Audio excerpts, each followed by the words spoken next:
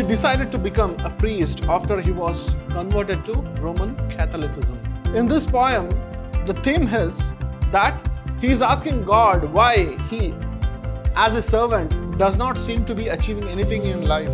So whatever I do, I am ending up with disappointment. I am unable to achieve something.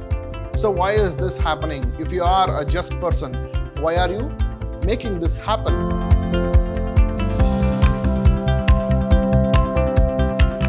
Hello students, I am Anil, Assistant Professor of English, Vidhyaashram First Grade College, the Temple of Excellence, MYSURU. Today we are going to see a poem by G.M. Hopkins, Thou Art Just Indeed Lord, for the students of B.Ca. second semester. Thou Art Just Indeed Lord is a poem by Gerard Manley Hopkins, famously known as G.M. Hopkins. In this module, we are going to look about the poet, the theme of the poem, the summary of the poem, and some of the new words which are there in this poem. Gerard Manley Hopkins, G.M. Hopkins, is one of the greatest poets of Victorian era.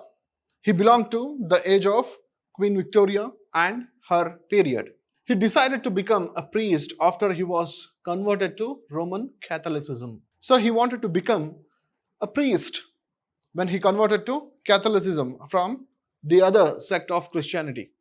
After this, he burnt all his poems and decided to not write again.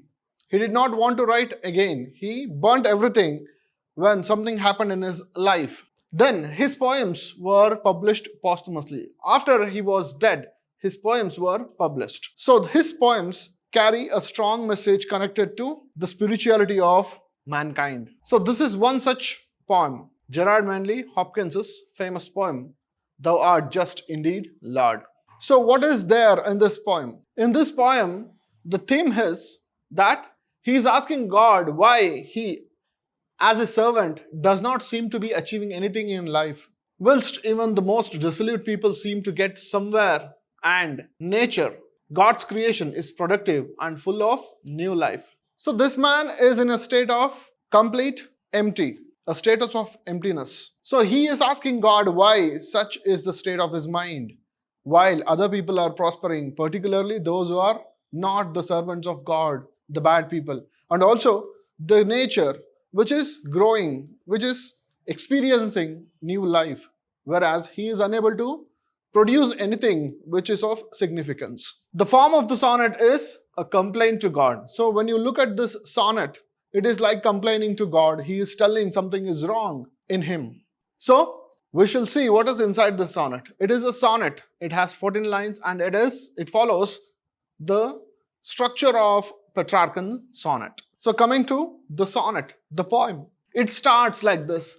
Thou art just indeed, thou art indeed just Lord, if I contend with thee, but sir, so what I plead is just.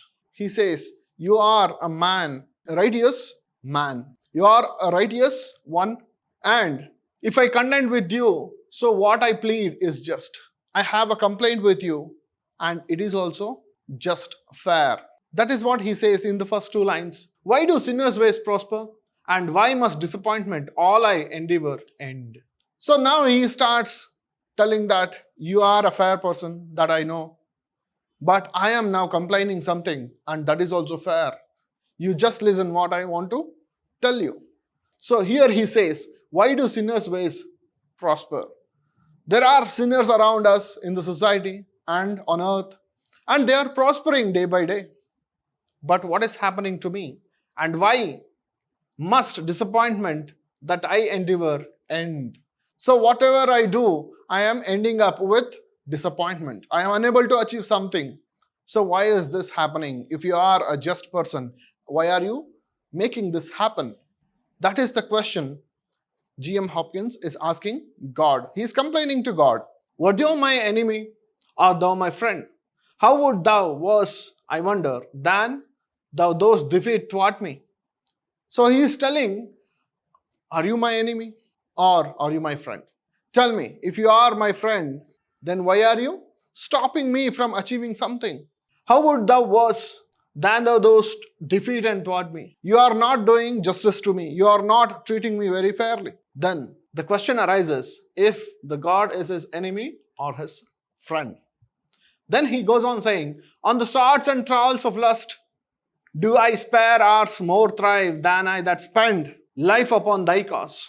So he says, those people who drink, sword means those people who drink a lot, drunkards, and trials of lust, those people who are committing sins with lust, those people are prospering. Those are the sinners, they are prospering. Whereas I spend most of my life for your cause, for the cause of good and God. So why am I not prospering? Why am I unable to create something which inspires everything? See, banks and breaks, nerve leaved, how thick laced they are again. With fretty churl look and fresh wind shakes them. Birds build, but not I build. No, but strain time's eunuch, and not breed one work that wakes mine. O thou Lord of life, send my roots rain. So in this sestet, he speaks, now you look upon banks and breaks, leaved how thick laced are they again, with fretty churl look and fresh wind shakes. Birds build, but not I build. No, but strain time's eunuch, and not breed one work that wakes mine. So he says, look at the nature now. Forget about the people, the sinners, those people who commit sins, and those ways which are not right, those people are prospering. That is one side. Now the other side is the nature. The nature, the banks of the rivers are full. They are feeling life. The plants are budding, trees are growing. The birds are also building their nests. But he says, in the end, but not I build. I am simply sitting. I am unable to get any inspiration to write anything. But strain, I have become time's eunuch. Who is a eunuch? A eunuch is one who is unable to reproduce physically. Now he is telling that he has become time's eunuch. At this point of his time, he has become a eunuch psychologically, or he has become time's eunuch. He is unable to produce anything which is of significance. So he says, and not breed one work that wakes. I am unable to produce anything, a poetry, a prose, or something like that, which is connected to knowledge. I am stuck at this point of time. I have become time's eunuch. I am unable to reproduce anything or produce anything that is of significance. One work that wakes, that inspires. Oh, thou Lord of life, you are the Lord of life. Send my roots rain. So this is the most important lines of the sonnet. It says, you are the Lord of life. You have to give me life right now. How? I have roots which are drying up, which have become insignificant, which is losing life. So please send some rain so that I can reproduce a work that inspires everybody. So this is how the poet says, and this is how he complains to God. What has happened to him? He is unable to write anything. He is not getting inspiration. And when he looks at the people, the sinners are prospering. And now he doubts if God was his friend or enemy. And then he says, even nature is prospering. It is also feeling life, whereas he is becoming a dead person. So he asks God to send him some inspiration to write something which inspires others. So this is what is the sonnet about. So some of the words in this sonnet are thrive, that means to succeed and prosper. Chervil, a Eurasian plant used for cooking. So all these plants are feeling life. Then fretty means covered with narrow bands. Time's eunuch, a slave of time. A slave of time and also incapable of producing something which is significant or inspiring. So this is what G.M. Hopkins writes. So keep these points in mind. They are very important. So you start writing the answer like this. G.M. Hopkins writes this sonnet when he is not able to produce anything, where he was not getting any inspiration to write anything or create something which inspires all. So he complains to God that he says the sinners are prospering.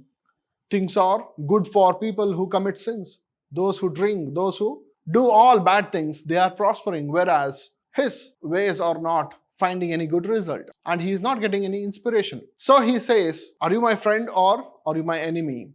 Because you are keeping all bad people happy, and whereas I get no motivation to write anything. And finally, he talks about nature, where he says nature is also feeling life, whereas he is not getting any idea to write. And then finally, he says, please send me some inspiration, send me some rain. My roots are drying up. So please send some inspiration so that I write something which inspires. And finally, what he is complaining to God becomes one of the most inspiring poems. A faith, his faith in God, that the God will help him. So this is an inspiration. Through this inspiration, he writes a sonnet. A complaint becomes an inspiring sonnet. So we will see in the next class. Thank you.